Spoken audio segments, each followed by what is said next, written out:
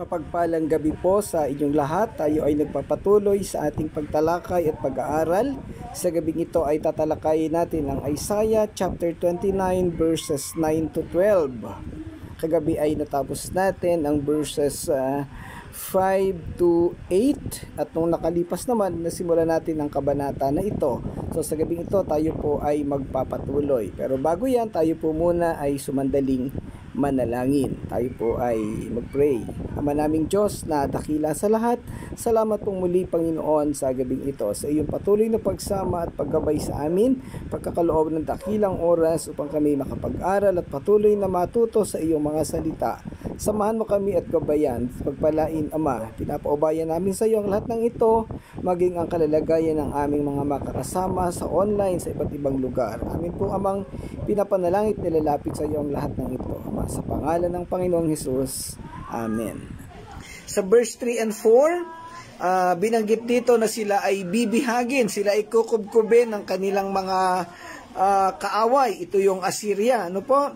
At dahil dito sila ay daraing, yung binabanggit na altar of hurt o yung lugar na katayan o sunugan ng mga hayop. Sa application na mangyayari sa kanila, ang sila mismo yung kakatayin, sila ay magiging tila mga hayop na kakatayin ng kanilang mga kaaway. So yun na po ang nabanggit, yung matinding kahirapan ng pagkabihag ay mangyayari sa kanila at ito'y binanggit doon sa verses 3 and 4. And then binanggit naman kahapon yung verses 5, 6, 7, and 8, ito naman yung pagbibigay ng proteksyon sa kanila ng Diyos. Yung mga tao, yung mga bansa na lumaban sa kanila, na nagpahirap sa kanila, lumusob at nagkubkob, bumihag sa kanila, ay paparusahan naman ng Diyos. Magandang gabi po ulit kina Ate Alma sa kanilang buong pamilya. Yan. So itong verses 5, 6, 7, and 8 ay tumalakay sa gagawing pagparusa ng Diyos sa mga tao na nagpahirap sa kaniyang bayan. So ang binabanggit dito yung bayang Assyria at napakaraming simbolismo na ginamit dito ang Panginoon. Yung ginamit niya yung dumadagundong na kulog, lindol, buhawi at mga naglalagablab na apoy para pahirapan at puksain ang mga taong ito na nagbigay ng kahirapan sa kaniyang bayan. Magandang gabi Ate Josie Cabanillas, buhat po sa Yasim. Ayan. Okay, so nandito po yung dalawang nanay natin ng You Are Special International Ministry. Yan po, mga mahal po natin iyan at yan mga kasama natin noon, kapartner natin sa ministry dyan sa Yasim sa Antipolo City. Salamat po Ate Glo at Ate Josie sa inyong pagsama. Yan. So, nakita natin dito kung paanong minahal ng Diyos ang mga taga-Jerusalem. Sa kabila ng kanilang hindi pagsunod ng kanilang pamumuhay sa kasalanan, ay nandun pa rin ang pagmamalasakit sa kanila. Nung nakita ni Yahweh na nahihirapan na ang kaniyang bayan, nagpadala siya ng kulog, ng kidlat, ng dumadagundong, ng lindol, ng apoy para puksain ang mga taong nagpapahirap sa kanya. At ito nga yung nangyari. At may binabanggit pa dito na sila'y maglalahong parang isang panaginip at parang isang pangitain sa gabi. Dahil ilalapat ng Diyos doon sa mga Assyrian na ito ang pagpapahirap dahil sa kanilang ginawang pagpuksa sa kanyang bayan ang Jerusalem. Alam nating lahat kung gaano kahalaga, gaano kamahal ng Panginoong Diyos ang kanyang bayan. Ngayon, ang konteksto nito ay nakapokus sa Israel. Ano po, doon sa mga taga-Jerusalem. Pero sa isang praktikal na aplikasyon na pwede nating gawin, ito'y pwede nating ilapat sa ating buhay na mga mananampalataya. Tayo dito sa mundo ay pawang makasalanan. Nakakagawa tayo ng kamalian, sumusuway tayo sa Diyos, minsan ay nagdidesisyon tayo ng ating sariling desisyon kahit hindi ayon sa kalooban ng Diyos. So tinatalikuran natin ang Diyos, nagtitiwala tayo sa ibang kalakasan at kalimitan ay sa sarili nating kalakasan. Pero sa kabila ng lahat ng ito, hindi nawawala ang pag-ibig at pagmamahal ng Diyos sa atin. Anumang oras na tayo'y lumapit sa Kanya at humingi ng tulong niya, hindi niya tayo pababayaan.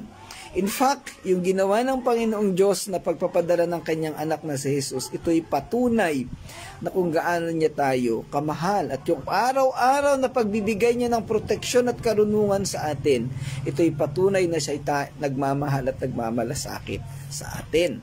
Yung mga bagay na mabibigat na ating nararanasan, akala natin ay tayo ibabagsak na, akala natin ay tayo ay nahihirapan lang, pinapahirapan, pero ang totoo ay tayo ay tinuturuan ng Diyos para tayo ay matuto, para tayo ay makapamuhay at patuloy na makapaglingkod sa Kanya. Magandang gabi, Janiel. Salamat at napadaan ka sa ating aming pag-aaral. Ito ay Daily Devotion at Touching Lives Christian Church. Si Janiel ay katrabaho ko dati sa Madagascar. Yan. Salamat kapatid sa iyong pagsama sa aming pag-aaral. Okay. Tatalakayin natin ngayong gabing ito yung panibagong sitwasyon ng pagmamataas ng mga Israelita doon sa Jerusalem. Magandang gabi, Pastor Nanding. And ang sabi doon sa verse 9, magwalang bahala kayo at mag-asal mangmang, bulagin ang sarili at nang hindi makakita, malasing kayo ngunit hindi sa alak, sumuray kayo kahit hindi nakainom.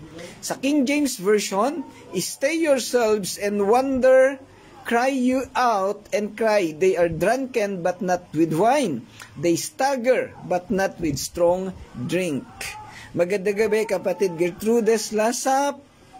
Binibigyang kahulugan ng talatang ito ang espiritual na pagkabulag at pagkahilo ng Jerusalem o ng mga tao sa Juda bilang resulta ng kanilang pagtanggi na makinig sa Diyos. Yan. Alam nating lahat na natalakay na rin natin ng mga nakalipas na araw na ang mga Israelita sa Juda ay tila sarado ang kaisipan at tila naging bingi, hindi sila nakinig sa Diyos. Magandang gabi, Pastor Nanding. Salamat po ulit sa inyong pagsama. Yan, hindi sila nakinig sa instruction, sa batas ng Diyos. Kaya sila ay pinabayaan ng Panginoon. Sila ay nag-asal bulag o mga bingi na hindi nakakarinig. At doon sa ibang kabanata, sila ay naging isa pang tila mga lasing na susuray-suray. So, ang nilalarawan ng pagiging lasing ay yung mga taong sarado ang isip, kahit anong sabihin mo ay hindi nakikinig. At meron pang binanggit sa mga nakaraang pag-aaral na dahil sa kanilang kawalan ng karunungan, sila ay muling tinuruan ni Propeta Isaiah na tila mga bata, letra by letra, linya by linya, at kung ano-ano pa. So parang ibinalik sila sa pagtuturo ng malalambot na pagkain o ng gatas. Yan. Dahilan sa kanilang kawalan ng kaalaman. So dito, binabanggit dito, yung pagiging lasing o pagiging bingi ay inilarawan uli dito. Binabanggit naman dito, sila ay nagkaroon ng espiritual na pagkabulag, spiritual blindness at pagkahilo. At ito'y again resulta ng kanilang pagtanggi na makinig sa Diyos. So, alam po ninyo mga kapatid, pag tayo hindi nakinig sa Diyos, pwedeng gumawa ang Panginoon ng anumang bagay, maliit o malaking bagay, na po pwedeng gumawa ng ating mga kasama, ng ating mga bagay na ikakahirap para tayo makapagpatuloy at makilala natin lalo ang kaniyang kapangyarihan. Magandang gabi, Benji. Salamat at napadaan ka sa ating pag-aaral. Nawa ay kasama mo si Osang. Yan. Sila po ay kasama natin sa Touching Lives dati sa San Roque. Yan. Ang konteksto ng talatang ito ay isang babala sa mga tao ng Jerusalem na tumalikod sa Diyos at nagkaroon ng espiritual na pagkabulag at kabingihan sa kaniyang salita. Nananawagan sa mga tao si Propeta Isaiah na gumising at bigyang pansin ang nalalapit na kapahamakan nasasapit sa kanila kung patuloy silang mamumuhay sa paghihimagsik at pagkakasala. Ang paggamit ng mga imahe ng paglalasing at pagsuray ay sinadya upang ilarawan ang espiritual na pagkabulag at pagkahilo na nararanasan ng mga tao. So kaya nga, Ang isang sitwasyon nating mga tao, pag kinalimutan mo ang Panginoong Diyos, pag lumayo ka sa Kanya, pwedeng mangyari sa iyo kung anumang bagay na hindi mo naiisip, na hindi mo pinlano, hindi mo akalain na magagawa mo o mangyayari sa iyo. Kaya ang pinaka-importante sa lahat, tayo'y manumbalik sa Panginoon, at kung meron mang naging pagkukulang sa atin o kung meron man tayong mga kabigatan, pwede naman itong idulog sa Panginoon, ihingi ng kapatawaran para manumbalik sa paglilingkod sa Kanya. Iyon ang pinaka-importanting bagay na kailangan nating gawin para hindi tayo magaya sa mga bagay na tinatalakay dito. Ginamit sa King James ang pariralang, manatili kayo at magtaka, na simbolo ng isang panawagan para sa pagninilay at pagsusuri. Magandang gabi, Nanay Mercy. Ang mga tao ay hinihimok na huminto at isaalang-alang ang kanilang mga kilos. Magkaroon ng bukas na isip sa mga kahihinatnan ng kanilang kasalanan at kilalanin ang kalubhaan ng kanilang espiritual na kalagayan. Binanggit din ang mga salitang sumigaw kayo at umiyak. Sa King James Version po ito. Ito ay nagbibigay diin sa pagkaapurahan ng sitwasyon at ang pangangailangan para sa mga tao na ipahayag ang kanilang pagkabalisa at pagsisisi. Ang pahayag na sila'y malasing ngunit hindi sa alak, sumuray kahit hindi nakainom, ay isang malakas na pagtutulad para sa espiritual na mamanhid at maling akala na nararanasan ng mga tao. Ang larawang ito ng paglalasing ay isang karaniwang tema sa Biblia na sumasagisag sa kawalan ng kaunawaan. So dito, ipinapakita ng mga pangungusap na ito na sila'y walang kaunawaan, subalit hindi naman sila nakainom ng alak. Naging natural sa kanila na mawalan ng kaunawaan. Tinakpan ng Panginoon ang kanilang kaisipan, ang kanilang mata at ang kanilang tenga, dahilan na rin sa kanilang pagsuway, dahilan sa katigasan nila ng ulo. Yung mga nangyaring ito sa Israel ay pwede ring mangyari sa ating kapanahunan ngayon. Pwedeng gumawa ang Diyos ng mga maraming bagay na talagang hindi natin mauunawaan. Kaya hanggat maaari, mga kapatid, iwasan natin ang pagsuway at pagtalikod sa Panginoong Diyos. Marami na po akong nakilalang tao na lagi kong binabanggit ito na tumalikod sa paglilingkod sa Panginoon. Pinabayaan, iniwanan ang gawain at pumunta sa ibang bahagi ng mundo o ibang uri ng gawain. Sa bandang huli, nararanasan nila ang pagtuturo ng Panginoon. Ipinaparana sa kanila ng Panginoon ng mahihirap, masasakit na mga bagay. Napakarami na po nila. Wag na po nating dagdagan pa, mga kapatid. Tayo pong mga nakikinig dito, tayo pong mga nakakarinig ng pag-aaral na at nakakasama sa pag-aaral na to, wag na po nating hayaan na magaya tayo sa kanila. Let this discussion be an awakening. Gumising tayo sa katotohanan na tayo'y pinili ng Diyos, tayo'y mga Kristiyano at mananampalataya. Gamitin natin ang talento at panahon natin sa paglilingkod sa Panginoon para hindi na natin maranasan ang anumang kabigatan na dadalhin ng pagtuturo ng Panginoon. Dahil baka tayo ay malugmok sa hindi kalugod-lugod na sitwasyon. So, manumbalik po tayo sa Panginoong Diyos, manumbalik tayo sa paglilingkod sa Kanya. Ayan. Ang mga tema ng espiritual na pagkabulag, paghihimagsik at mga kahihinatnan ng kasalanan ay sentro ng talatang ito. Ayan. Okay, may dumating na leon sa ating bubong. Nagsisilbing babala ito sa mga taga-Jerusalem, gayon din sa lahat ng makakabasa at makakarinig ng pagtalakay na ito, na ang pagtalikod sa Diyos at pamumuhay sa pagsuway ay hahantong sa kapahamakan at paghatol. Itinatampok din ng talata ang kahalagahan ng pagsusuri sa sarili, pagsisisi at pagbabalik loob sa Diyos upang maiwasan ang espiritual na pagkalasing at pagsuray-suray na nagmumula sa buhay na puno ng kasalanan. Sa kasalukuyang panahon, ang simbolismo ng paglalasing at pagsuray-suray sa talatang ito ay nagsisilbing larawan ng espiritual na kalalagayan ng mga tao, ang kawalan ng damdamin, ng kaisipan para sa pagtugon sa panawagan ng Diyos. Ito'y naghahatid ng kamalian ng kaalaman at kalituhan dahil sa paglubog sa kasalanan. Gayon din ang panganib na malinlang ang mga huwad at nakaturuan at mga pamamaraan sa buhay. Wag na po nating hayaan na mangyari pa sa atin ang mabibigat na sitwasyon. Hindi ko naman mamabagit dito sa ating talakayan yung mga pangalan ng mga taong alam kong nakaranas ng mabibigat na paghatol ng Diyos o tinuturuan dahil sa kanilang pagtalikod sa Panginoon. Yan, wag na nating gayahin. Okay, verse 10.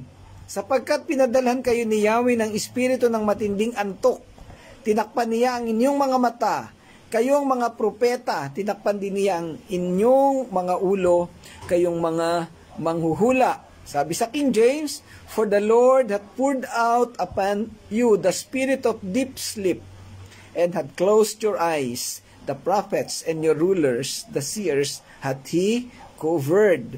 Muli, inilalarawan naman sa talatang ito ang panibagong gawain ng Diyos. Kanina ay sila ay nag-asal bulag, sila ay nag-asal mangmang at nabulag, naging lasing. Dito naman ay sila ay pinadalhan ng matinding antok.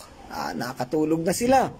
Inilalarawan sa talatang ito ang soberanya ng Diyos at ang mga bagay na kaya niyang gawin para sa mga taong sumusuway sa Kanya at nagwawalang bahala sa Kanyang mga utos at babala. Ang soberanya ng Diyos ay maaaring magdulot o magbigay sa atin ng mga bagay na hindi natin inaakala o inaasahan na magagawa natin o mangyayari sa atin. Maraming mga pagkakataon na tayong tao dahilan sa ating kapalaluan at labis na pagtitiwala sa sarili ay nakakapagsabi ng mga bagay na sa tingin natin ay madali at kaya nating gawin o nangyayari sa atin. Subalit hindi natin naiisip na ang lahat ay maaaring kontrolin ng Diyos laban sa atin at pabor sa Kaniyang plano. Sa huli, ay upang turuan tayo na magtiwala sa Kanya at hindi sa ating sariling kakayahan o karunungan. So, ito yung laman, no? Sa buong panahon ng paglilingkod sa Panginoon, napakarami ko nang nakilala muli at nakausap ng mga tao at naobserbahan ang kanilang mga sistema at pananaw sa buhay. Maraming nagsasalita ng mga bagay na inaakala niyang tama at nakapagbibigay ng kapurihan sa Diyos. Pero ang dulo pala ay para sa sariling kapurihan. Beware, that is the word of touching lives. Maigi pa na huwag nang magsalita, magsulat o gumawa ng anumang bagay kesa naman sa magkamali. Sabi nga ng ibang church, kung wala kang sasabihing maganda, tumahimik ka na lang. Parang ganun din po iyon. Kesa naman magkasala ka pa o makasakit ka pa ng damdamin ng ibang tao.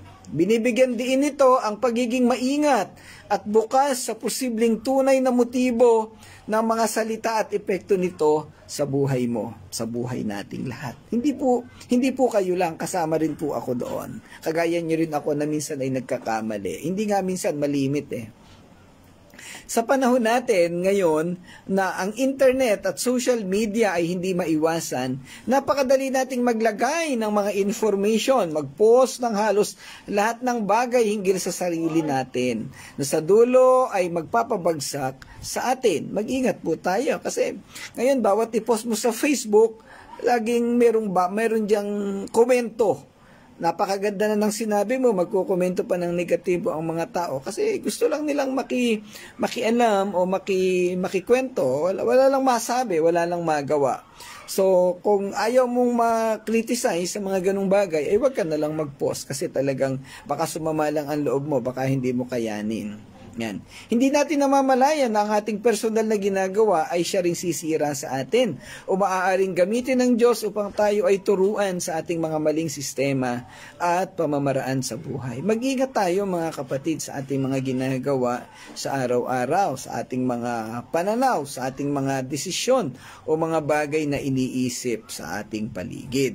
Sa talatang ito, ang antok, kawalan ng pagkakita at iba pang bagay na ginawa ng Diyos sa mga propeta, pari at mga tagapanguna ng Israel ay mga simpleng bagay lamang at natural na nangyayari sa araw-araw na buhay at hindi nila iisipin na magiging paraan para sila ay bumagsak. Ang pagtakip ng ulo sa mga Israelita ay maaaring isang simbolo ng pagkawala ng kaalaman sa mga bagay na makakasira sa kanila o ang hindi pagkaunawa sa pagpasok ng kasalanan sa kanilang buhay. Pansinin natin na binabanggit sa talatang ito. Yung pagkaantok, yung pagtakip ng ulo, ito'y isang napakasimpleng bagay na hindi mo iisipin na ito'y pamamaraan ng Diyos para turuan ka. Pero may malalim na nais ibig sabihin, ipagawa ang Diyos. Akala mo inaantok ka lang, akala mo nahihirapan ka lang kumilos, pero baka may ginagawang iba ang Panginoon sa iyo, baka tinuturuan ka. At again, ito po ay maraming beses ko nang naranasan, napakaraming tao na akong nakilala na may mga bagay na nangyayari sa buhay nila na akala nila'y simple lang, akala nila'y walang malalim na ibig sabihin, pero yung pala'y pamamaraan na ng Diyos. Kapatid, baka may nangyayari sa yung ganyan nakakatwa. Tingnan mo at obserbahan. Baka meron kang pagkukulang na kailangan mong panagutan din sa Diyos. At baka may itinuturo ang Panginoon sa iyong buhay mananampalataya. Magandang gabi, Ate Senay. Salamat po sa inyong pagsama sa ating talakayan. Muli, na ipinapakita dito ang kapangyarihan ng Diyos. Kontrolado ng Diyos ang buhay ng bawat isa sa atin. Alam ng Diyos ang damdamin mo, alam ng Diyos ang laman ng isip mo, alam ng Diyos ang pinaplano mo, alam ng Diyos kung paano umiikot ang iyong pagkatao. At alam ng Diyos kung meron kang gagawing masama o kung meron kang pinaplanong hindi ka lugod-lugod sa Kanya. Alam ng Diyos kung paano mo ginagamit ang talento na pinagkaloob niya sa iyo. Kapatid, beware, be aware, dahil baka tayo ay mapalugmok sa mga sitwasyong mabibigat na kagaya ng nangyari sa mga taga-Jerusalem. Baka tayo ay hindi makaahon, baka tayo ay lumubog hanggang sa hindi natin namamalayan ay bumagsak na pala tayo. Maraming sitwasyon na pwedeng magalit ang isang tao pag nasisita, pagka napapansin. Pero alam mo yung hindi natin dapat isipin na ibinabagsak tayo pagka tayo ay nasasabihan o may mga nangyayaring mabigat. Dapat na nating iisipin ay may ginagawa ang Diyos sa ating buhay. Kaya nga lagi nating sinasabi, every day bago ka matulog, hingin mo sa Panginoon, assess yourself. Lord, anong ginawa ko sa buong araw na to? Anong nangyari sa akin? Baka ako'y nagkasala, baka ako'y nakapagbigay ng masamang imahe sa iyong pangalan. Lord, tulungan mo po ako. Lagi, araw-araw. Psalms 139, 23 and 24. Huwag po natin kakalimutan na magpasakop o magpasaliksik sa Panginoon. And in ourselves, saliksikin din natin. Lagi dating i-observe, lagi nating tingnan kung hanggang saan yung ating lawak ng ating pananampalataya at pagsunod sa Panginoon. Ayan. Okay, punta po tayo sa verse 11 and verse 12. Ang kahulugan ng lahat ng pangitaing ito ay parang aklat na nakasara. Kung ipababasa mo ito sa taong nakakaunawa, ang sasabihin niya ay ayoko, hindi ko mababasa, sapagkat nakasara. Sa verse 12 naman, kung ipababasa mo naman sa hindi marunong bumasa, ito ang sagot, isasagot sa iyo, hindi ako marunong bumasa. Sa King James, ito ang binabanggit. And the vision of all is become unto you as the words of a book that is sealed, which men deliver to one that is learned, saying, read this, I pray thee. And he said, I cannot, for it is sealed, nakatago.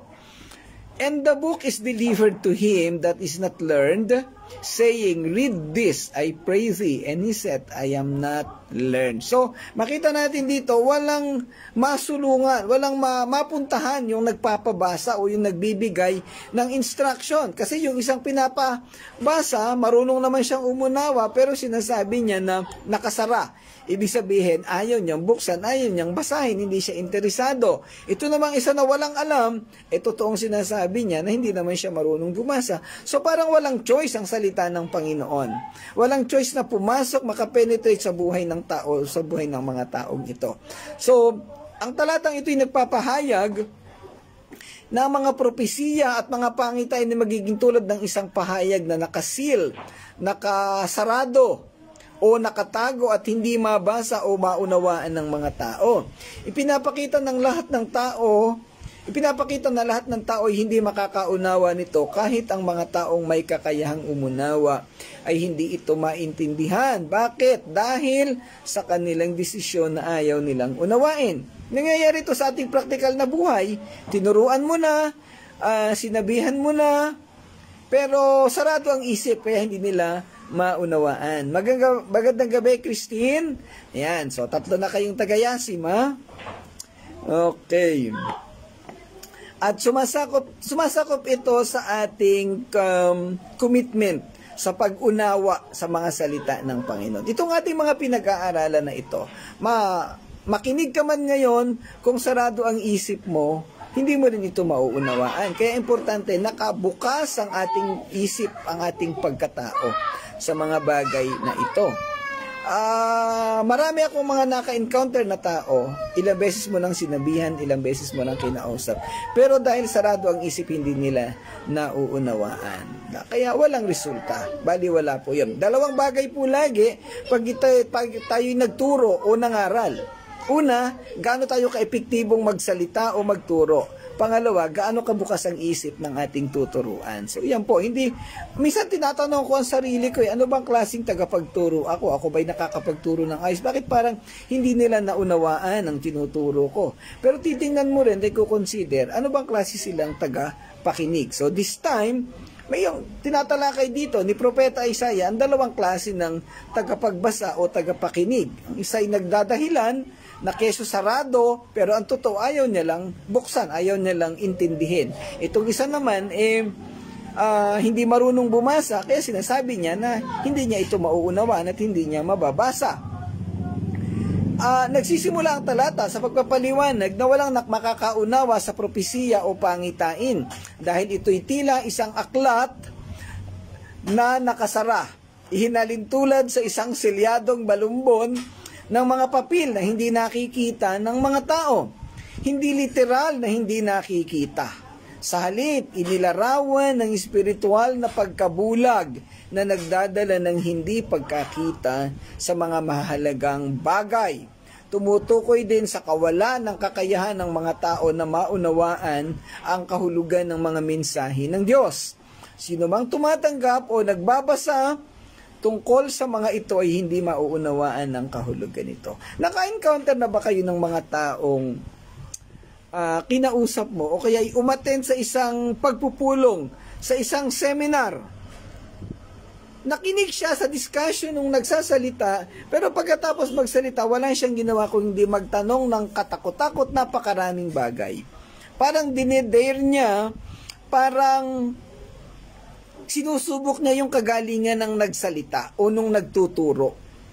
Kasi meron siyang sariling pananaw na gusto niyang impluwensyahan yung nagtuturo. Ilang beses ko na po yung na-encounter sa mahabang panahon ng pagtuturo ko. Yung minsan pumupunta kami sa pagtuturo ng church planting, minsan tatanungin ka ng direkta at susubukan kung gaano ka karunong at kung gaano mo mapapanindigan yung itinuturo mo. So, dapat kung tayo tagapagturo ay ready rin tayo sa mga bagay po na ito. Kasi, i-challenge ka ng mga tao.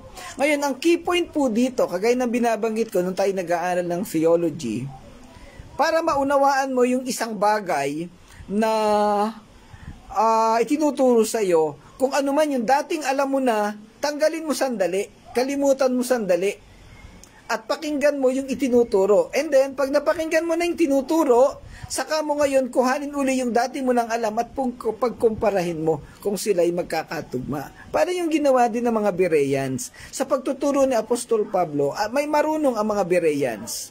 Pero, hindi nila inintindi muna yung itinuturo sa kanila. Hindi mo na nila inintindi yung kanilang kaalaman. Pinakinggan nilang itinuturo ni Pablo at nung pag-uwi nila sa bahay, sa kanila i-verify kung tama ba ang tinuturo ni Apostol Pablo. Tama yan. Salamat, Pastor Claude. Kailangan mong i-empty ang iyong kaisipan para maunawaan mo at para maipasok mo yung bagong kaalaman. Again, sa science may tinatawag tayong principle of impenetrability. Pag ang isang bagay ay puno na tao, hindi mo na ito malalagyan ng iba pa. Subukan mo yung baso, puno ng tubig. Lagyan mo ng kahit na anong bagay. Anong mangyayari sa tubig? Aawas. So, ibig sabihin, yung prinsipyo na kailangan mong alisin yung dating laman bago mo malagyan ng iba pa. Kung ang puso mo, kapatid, ay punong-puno ng hinanakit, ng sama ng loob, ng dating kaalaman o ng anumang kabigatan o problema, kahit anong sabihin sa iyo, hindi makakapasok.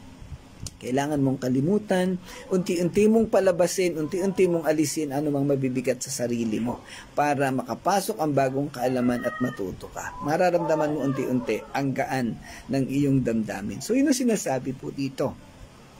Para tayo matuto, ang problema sa mga Israelita, nanahan sila sa kanilang personal na kaalaman at sa posibleng sa mga natutunan nila sa paligid nila. Kaya yung mga bagong instruction na binibigay ni Propeta Isaiah, hindi na nila tinanggap. Nagmatigas sila hanggang sa tumigas ang kanilang kaisipan at ang kanilang puso.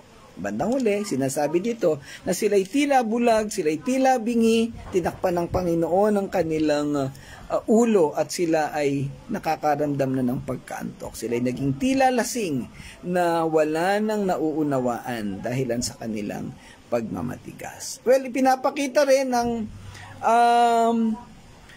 mga talatang ito ang kawalan ng kabuluhan ng pangunawa ng tao. Sakaling kayang basahin ng tao ang mga pahayag, hindi rin naman nila maintindihan dahil sa pagiging sarado ng isip nila.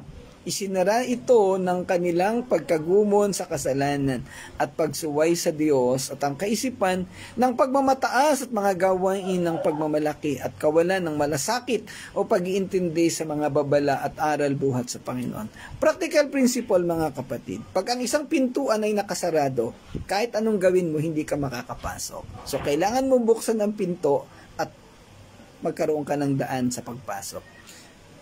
Kung ang puso mo'y sarado sa mga kaalaman o sa instruction ng Diyos, kahit anong gawin, kahit basahin mo ang Biblia, hindi mo yan mauunawan kasi sarado ang puso mo.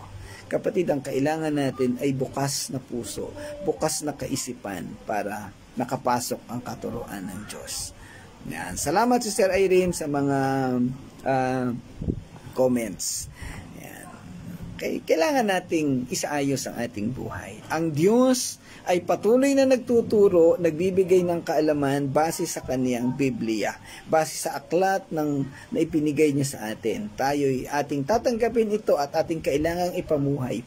Kailangan natin buksan ang ating mga puso at damdamin. At makikita natin, napakasarap ng buhay na patuloy na nagpapaturo sa Panginoon. Yan. Ang talatang ito ay nagmumungkahi na ang mga tao ay nagkaroon ng spiritual na kamangmangan o pagkabulag. Yun na, sinasabi natin kanina, spiritual blindness. Spiritual idiocracy. Kahit na sila ay may kakayahang bumasa o umunawa, hindi nila maunawaan ang mga nakasulat o anumang bagay na ipinapahayag sa kanila dahil sa pagiging bulag. Yan. Ito ay kaugnay sa mga kapahayagan ng mga talinghaga ng Panginoong Hesus sa Mateo 13:13 to 15. Ang sabi dito, Matthew 13:13 to 15. Nagsasalita ako sa kanila sa pamamagitan ng talinghaga sapagkat tumitingin sila ngunit hindi nakakakita at nakikinig ngunit hindi naman nakakarinig ni nakakaunawa man. Natutupad nga sa kanila ang propesiya ni Isaiah sa nagsasabi. So ito rin yun. Makinig man kayo ng makinig, hindi kayo makakaunawa kailanman. At tumingin man kayo ng tumingin, hindi kayo makakakita kailanman. Sapagkat naging mapurol na ang isip ng mga taong ito. So pwede nating inote Matthew chapter 13 verse 13 to 15. Ayan. At sa pagpapatuloy, sabi doon, mahirap makarinig ang kanilang mga tainga at ipinikit nila ang kanilang mga mata.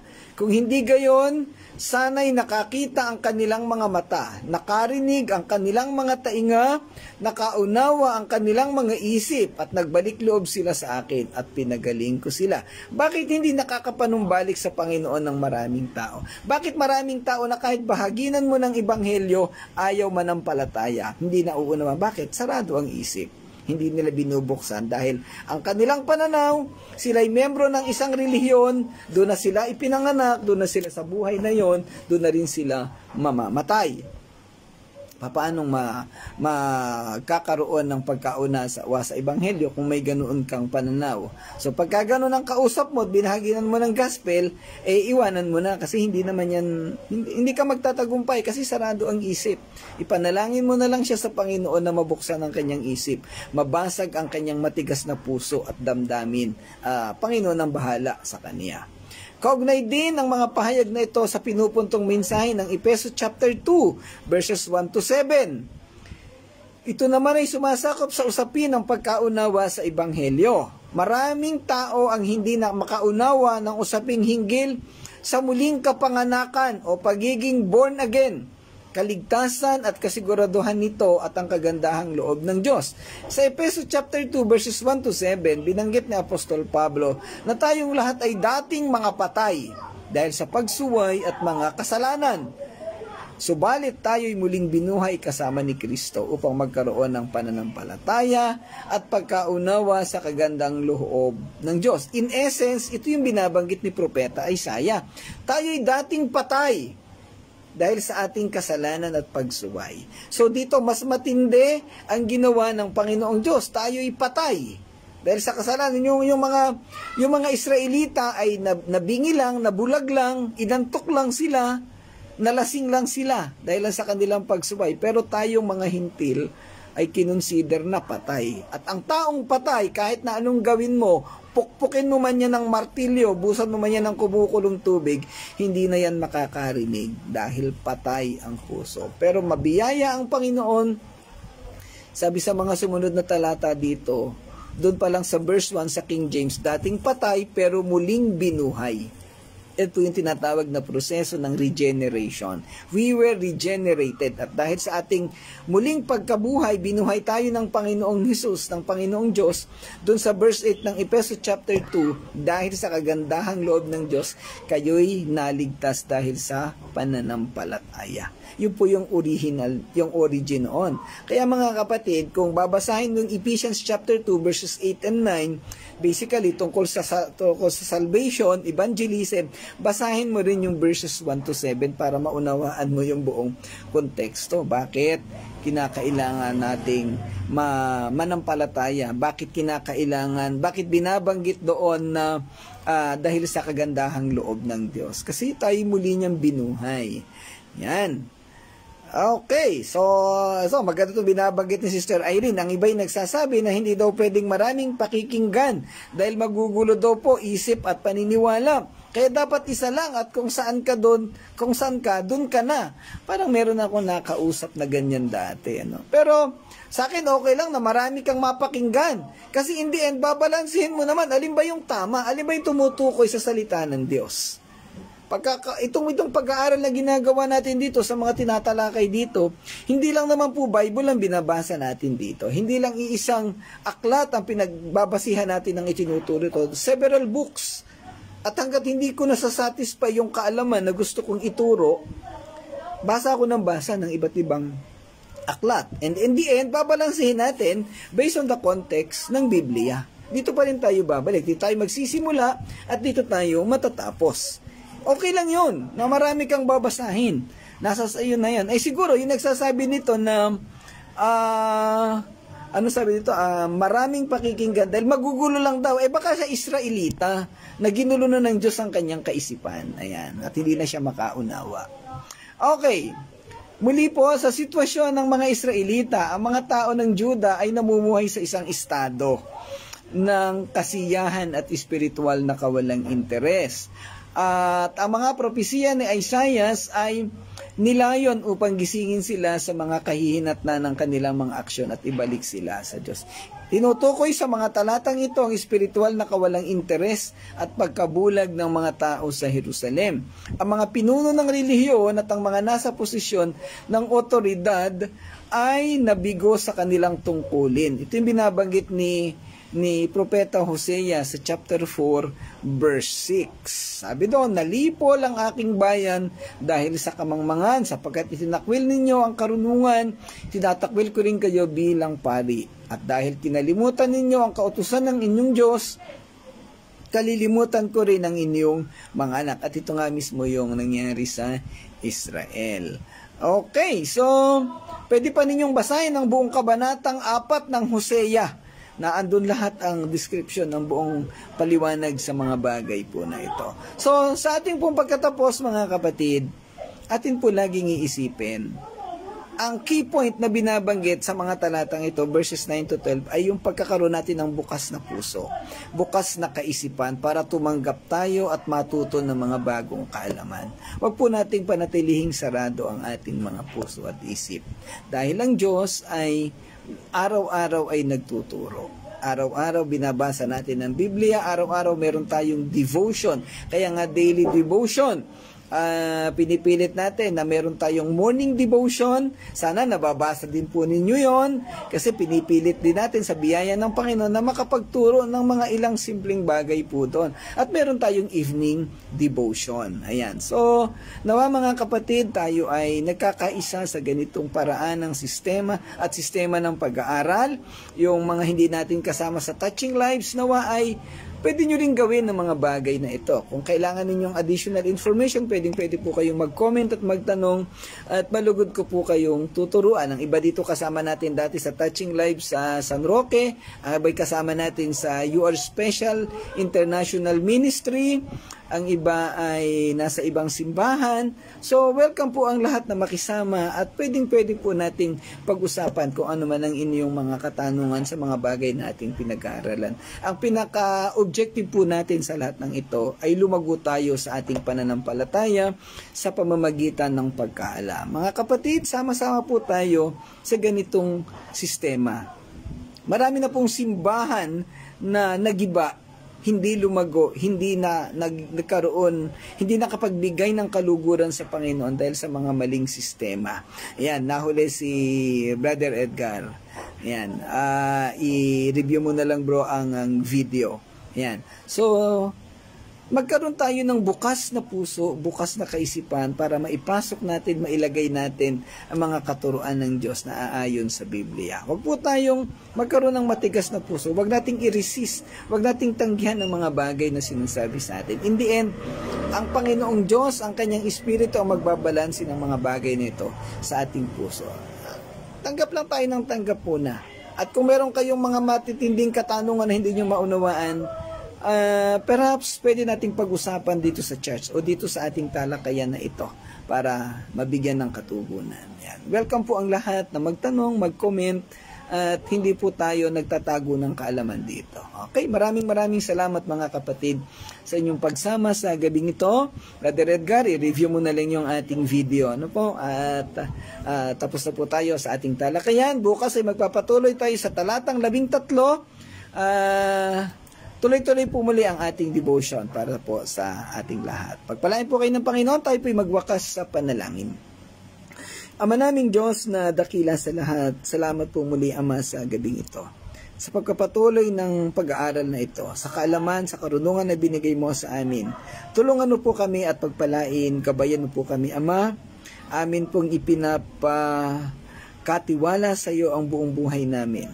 Patuloy mong buksan ang aming mga puso at mga isip, upang kami patuloy na makapag-aral ng iyong salita at patuloy kaming matuto, patuloy kaming gumawa ng mga bagay na makapagbibigay kaluguran sa iyo. Salamat po, dakilang Diyos. Ito po ang aming panalangin sa pangalan ng Panginoong Hesus. Amen. Amen. Okay, salamat po ulit mga kapatid sa inyong pagsama. Pagpalain kayo ng Panginoon. Tayo po'y magkita-kita uli bukas. God bless everyone. To God be the glory. Bye-bye po.